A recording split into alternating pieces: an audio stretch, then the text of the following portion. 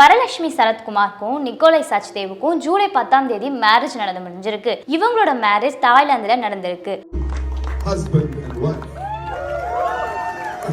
மகளோட மேரேஜை சரத்குமார் அவர்கள் ரொம்பவே சிறப்பா நடத்தி வச்சிருக்காருன்னு தான் சொல்லணும். என்கேஜ்மெண்ட் தொடங்கி மேரேஜ் வரைக்குமே எல்லாருமே பார்த்து தான் பண்ணியிருக்காங்க. வரலட்சுமியோட மேரேஜை ரொம்ப கிராண்டா நடத்தணும் மட்டும் இல்லாம ஒட்டுமொத்த குடும்பமும் செலிபிரிட்டிஸும் ஒன்னா சேர்ந்து பயங்கரமா செலிப்ரேட் பண்ணியிருக்காங்க. அது மட்டும் இல்லாம சென்னையில நடந்த வெட்டிங் ரிசப்ஷன்ல அரசியல் தலைவர்களும் செலிபிரிட்டிஸும் கலந்து கொண்டு மணமக்களை வாழ்த்தினாங்க.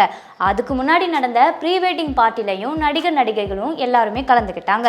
வரலட்சுமியோட இந்த மேரேஜ் தாய்லாந்துல நடத்த காரணம் நிக்கோலையோட ஃப்ரெண்ட்ஸ் அண்ட் ரிலேட்டிவ்ஸ் எல்லாருமே தாய்லாந்துல தான் இருக்காங்கன்னு சொல்லப்படுது. அதனாலதான் சென்னையில ரிசப்ஷனும் தாய்லாந்துல மேரேஜும் நடத்தி இருக்காங்க. இந்த மேரேஜ் கிறிஸ்டியன் முறைப்படி ரிங்கு மாத்தியும் இந்து முறைப்படி தாலி கட்டியும் இந்த மேரேஜ் தாய்லாந்துல நடந்திருக்கு. ஒயிட் அண்ட் ஒயிட்ல ரெண்டு பேருமே மேட்சிங்கா ட்ரெஸ் பண்ணியிருந்தாங்க. தாய்லாந்துல கிராமிலோல ஃபேமஸான ரயாவாடி ரெசார்ட்ல தான் இவங்க ஃபங்க்ஷனும் நடந்திருக்கு. நிக்கோலையோட ஃப்ரெண்ட்ஸ் எல்லாமே மேரேஜுக்கு வந்து மணமக்களை வாழ்த்திருக்காங்க. தாய்லாந்துல இந்த கல்யாணம் நடக்கவே வரலட்சுமியோட முக்கியமான ரிலேட்டிவ்ஸ் அண்ட் ஃப்ரெண்ட்ஸ் மட்டுமே போயிருக்காங்க. சரத்குமாரும் கல்யாண வேலைகள் முடிஞ்சதுக்கு அப்புறம் சென்னையில பிரஸ் மீட் நடத்துவோம்னு சொல்லியிருந்தாரு. வரலட்சுமி நிக்கோலையோட 15 வருஷம் நட்பு காதலா மாறி இப்ப வாழ்க்கையோட அடுத்த அத்தியாயமான கல்யாணம் என்ற வாழ்க்கையில அடி எடுத்து வச்சிருக்காங்க. இவங்களோட மேரேஜுக்கு பலரும் வாழ்த்துக்களை சோஷியல் மீடியால தெரிவிச்சிட்டு வராங்க. கோடீஸ்வரன் வீட்டு கல்யாணம் எப்படி நடக்குங்கிறது நம்மளுக்கு தெரியும்.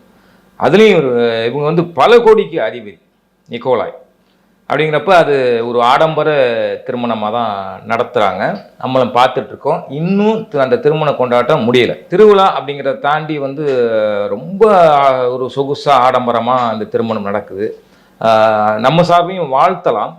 ஆனால் அந்த பாரம்பரியம் அப்படின்னு ஒரு விஷயம் இருக்குல்ல, அதில் பார்த்தீங்கன்னா அவருக்கு இன்னொரு திருமணமாகி 2வது திருமணங்கிறாங்க.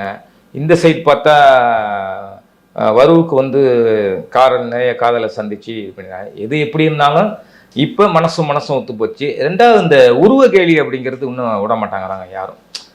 அவர் குண்டா இருக்காரு இதாக இருக்காரு அப்படின்னு. ஃபிசிக்கலாக அவர் வந்து ஃபிட்டு தான். அவர் வந்து பாடி பில்டர் தான். மனசும் ஒத்து போச்சுன்னா உருவம் அது புடலங்கையாது. அதனால ஒன்றும் தப்பு இல்லை. 2வது பணம் செல்வாக்கு இருக்குது அப்படிங்கிறப்ப இங்கே உருவமும் அடிபட்டு போயிடும் இல்லையா? அந்த ஆடம்பர வாழ்க்கை சொகுசு வாழ்க்கை இதுக்காக எல்லா மனசும் இயங்கும். குறிப்பாக பெண்கள் வந்து அதை விரும்புவாங்க.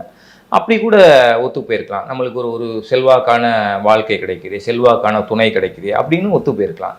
அதனால் இந்த உருவகேலி வந்து விட்டுறது. இப்போ நல்லபடியாக அவங்களுக்கு திருமணம் முடிஞ்சிச்சு. 2 பேரும் சந்தோஷமாக இருக்காங்க. நீங்கள் அந்த ஃபோட்டோ வீடியோஸ்லாம் பார்த்தீங்கன்னா அவ்வளோ ஜாலியாக அவ்வளோ என்ஜாய்மெண்ட்டாக இருக்காங்க. உங்களுக்கு ஏன் வைத்தெரியுது? நல்லா இருந்துட்டு போட்டோம், ஒன்றும் பிரச்சனை இல்லை.